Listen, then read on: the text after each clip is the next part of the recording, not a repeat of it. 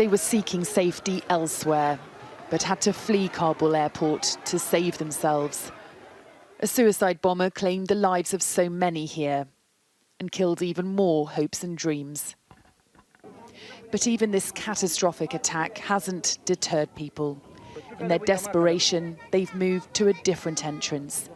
But the gates are now closed, along with their window for evacuation. And there's an ongoing threat that IS may strike again.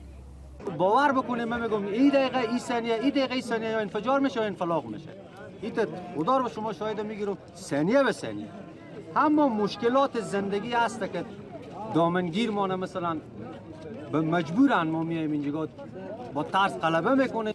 Medics worked through the night treating casualties in Kabul's hospitals. One man caught up in the attack with his children is not prepared to risk it again.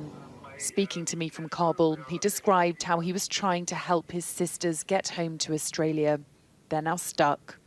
I was shocked because I did see what I never wanted to see in my whole life. I was just seeing people laying down, and many of them injured, many of them lost their lives, kids, women, men.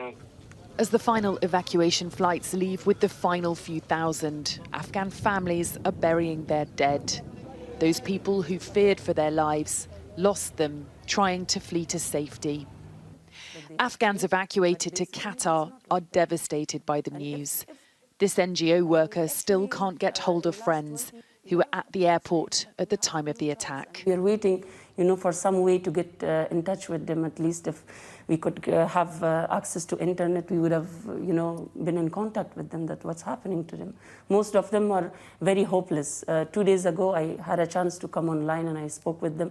So they are saying that we have nothing. We feel that we are caged. I feel lucky that I, got out of Afghanistan at such a point that everybody is, waiting and willing to come out of Afghanistan. But my heart still remains there because I see that millions of people are stuck. They are not happy with whatever happened with the coming of Taliban. Nobody is happy. The so-called peace settlement hammered out in Qatar focused on troop withdrawal. But the threat of ISIS-K could be the greatest challenge of all to the incoming Taliban government. And who knows what that means for the Afghan people. After nearly 2 weeks of absolute chaos in Kabul, more than 100,000 people have now been evacuated from Afghanistan, many of them through Doha. But in the closing days of this 20-year war on terror, an attack has killed more than 100 people, including 13 US service personnel.